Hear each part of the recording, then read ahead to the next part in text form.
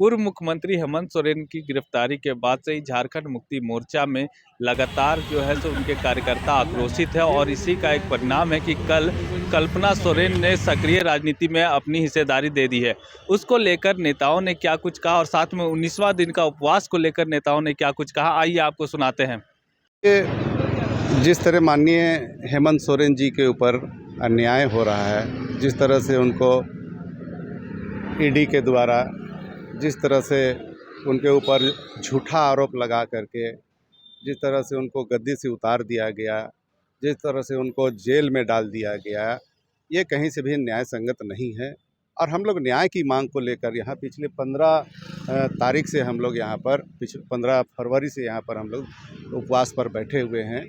और इसके अलावा भी हमारे जो ग्रामीण क्षेत्र के हमारे संगठन हैं, पंचायत संगठन, प्रखंड संगठन, ये लोग गांव-गांव में घूम के भी हमारे न्याय यात्रा निकाल रहे हैं और न्याय की मांग कर रहे हैं। जो अन्याय हो रहा है, उस अन्याय के खिलाफ हम लोग आंदोलन कर रहे हैं और ये आंदोलन आगे भी जारी रहेगा। जिस तरह से भारतीय जनता पार्टी वाले लोग सामने से सकते नहीं हैं। माननीय हेमंत सोरेन जी के खिलाफ इनको कोई मुद्दा मिलता नहीं है या बोलने के लिए कोई बात है ही नहीं। तो ऐसे स्थिति में ये लोग दूसरे तरह का आरोप मढ़ने का और दूसरे संगठन या एजेंसियों को सामने रख कर ये लोग प्रताड़ित करने का काम करते हैं। ये लोग आरोप लगा करके ये लोग काम करते हैं, लेकिन झारखंड की जनता सब समझ चुकी है। ऐसा कोई आरोप अभी तक माननीय हेमंत सोरेन जी पर आया नहीं है, लेकिन ज़बरदस्ती वो लोग कानून का धज्जियाँ उड़ाकर उनको जेल में रखने का काम किया है। ये केंद्र सरकार के षड्यंत्र का ये मामला है।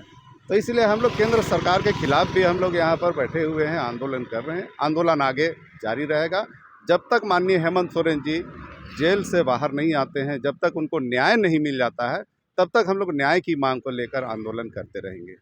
पूर्व मुख्यमंत्री हेमंत सोरेन की पत्नी कल्पना सोरेन भी कल से सक्रिय राजनीति में आ गई हैं, तो उसको कैसे देखते हैं आप लोग? क्या पार्टी को मजबूती मिलेगी?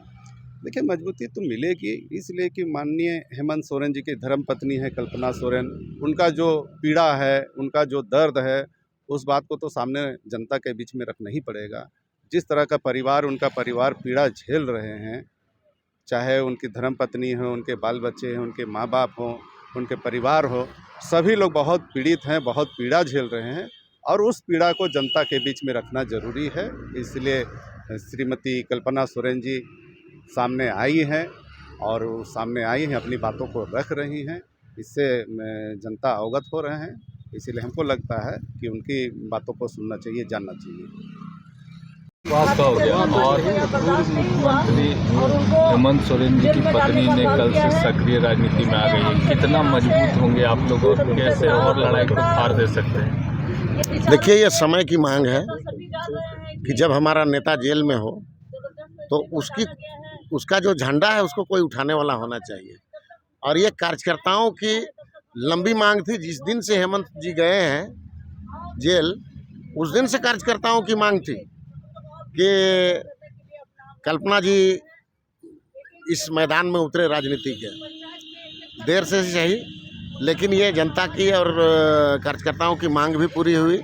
और कल जब उन्होंने गिरिडीह में अपना पहला कार्यक्रम रखा तो आपने देखा होगा कि जन सैलाब उमड़ करके आ गया और सिर्फ एक ही बात कह रही थी जनता या कार्यकर्ता कि जेल का फाटक टूटेगा और हेमंत सोरेन छूटेगा। ये नारों से गूंजता रहा पूरा गिरिडीह। तो उनके आने से जो बचा खुचा जो जगह है उसको भी हम लोग फुलफिल करेंगे। ये जो 19वां दिन का आज हमारा धरना है, 15 फरवरी से जो लगातार चल रहा है और आज 19वां दिन है। इस 19वें दिन जो लगातार हमारा ये कार्यक्रम चल रहा है और दूसरा न्याय यात्रा का, इससे पूरे क्षेत्र की जनता में काफ़ी रुझान जो झारखंड मुक्ति मोर्चा की तरफ है वो काफ़ी बढ़ गया है। बहुत जगहों में तो हम लोगों ने देखा कि जब न्याय यात्रा में पार्टी के कार्यकर्ता उस पंचायत में गए तो उस पंचायत के तमाम लोग उस न्याय यात्रा में शामिल होकर के बोले कि हम लोग भी इस न्याय यात्रा में शामिल हैं, चलिए हम लोग भी चलते हैं। तो ऐसा रुझान बढ़ रहा है। उस कल्पना जी के मैदान में उतरने से जो बचा खुचा जगह था वो भी फुलफिल हो रहा है। और मैं समझता हूँ कि आने वाला 2024 का जो लोकसभा चुनाव है उसमें भारतीय जनता पार्टी को सीटों के लाले पड़ेंगे। उन्हें 14 सीट में एक भी सीट मिलने नहीं जा रहा है और विधानसभा का भी यही हाल रहेगा।